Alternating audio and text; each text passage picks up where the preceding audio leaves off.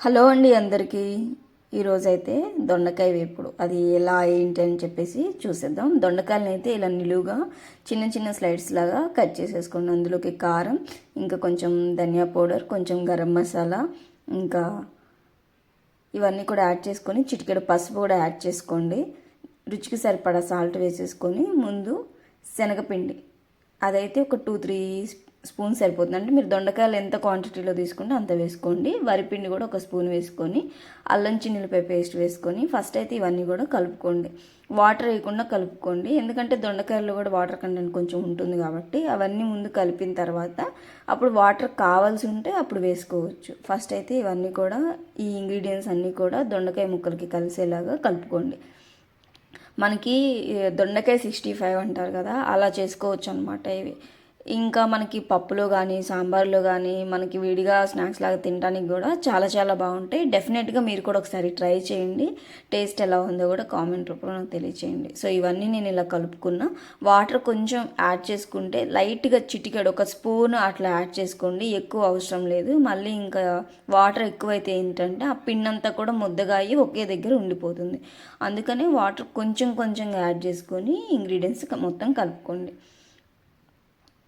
ఎక్కువ యాడ్ చేసుకుంటే కూడా మళ్ళీ దొండకాయలకి ముక్కలకి పట్టేంత కూడా ఉండకుండా ముద్దగా అయిపోతుంది అనమాట. అందుకని సరిపడా చూసుకొని వాటర్ వేసుకొని యాడ్ చేసేసుకోండి, సరిపోతుంది. సో ఇలా కలిపి పక్కన పెట్టేసుకున్నాను. ఆయిల్ హీట్ అయిన తర్వాత ఇలా విడివిడిగా మనం పకోడీ వేస్తాం కదా, అలా విడివిడిగా వేసేసుకోండి. బాగా డీప్ ఫ్రై అవ్వడానికి ఒక 5-10 మినిట్స్ టైం పడుతుంది, ఎందుకంటే దొండకాయ ముక్కలు కూడా మనం పచ్చి వేస్తున్నాం కాబట్టి టైం తీసుకుంటుంది అనమాట. సో ఇలా విడివిడిగా వేసుకుంటే మనకి బాగా డీప్ ఫ్రై అయిపోయి బాగా పకోడీ లాగా వచ్చేస్తాయి అన్నమాట. ఆయిల్ బాగా హీట్ అయిన తర్వాతనే మీడియం ఫ్లేమ్లో పెట్టుకొని వేసుకోండి. హీట్ అవ్వకుండా వేస్తే కూడా ఇవి కాలవు. ఒకేసారి వేసుకుంటే ఏంటంటే మనకి మొత్తం ఈవెన్గా కాలిపోతాయి అన్నమాట. సో చూసారు కదా, ఇలా నిండుగా ఈ బ్రౌన్ కలర్ వచ్చేంత వరకు వేపుకొని వీటిని పక్క తీసేసుకుంటే సరిపోతుంది. బాగా ఏగిపోయినాయి. ఇంకా వీటిని మొత్తం ఈవెన్గా కలుపుకుంటూ ఉంటే ఏగిపోతాయి అన్నమాట. సో ఇక్కడ నేను మొత్తాన్ని తీసేసుకుంటున్నా. బాగా డీప్ ఫ్రై అయిపోయినాయి ఇవన్నీ కూడా. చాలా చాలా టేస్టీగా ఉంటాయి. మనకి దొండకాయ ముక్కలు పచ్చిగా ఉన్నవే తీసుకోండి, కొంచెం పండినా కానీ తీసుకోవద్దు. ఇంకా ఇలా వేసిన వాటిలో తర్వాత దీంట్లోకి పల్లీలు కూడా వేస్తున్నా. ఇవన్నీ వేస్తే ఏంటంటే పల్లీలు చాలా చాలా బాగుంటాయి. అన్నీ వేసిన తర్వాత ఇవి వేసుకోండి, ఎందుకంటే ముందుగానే అందులో కూడా వేసుకోవచ్చు కానీ ఓవర్గా కుక్ అయిపోతాయి అన్నమాట. ఇవన్నీ కూడా కాలిన తర్వాత ఇందులో వేసేస్తున్నా.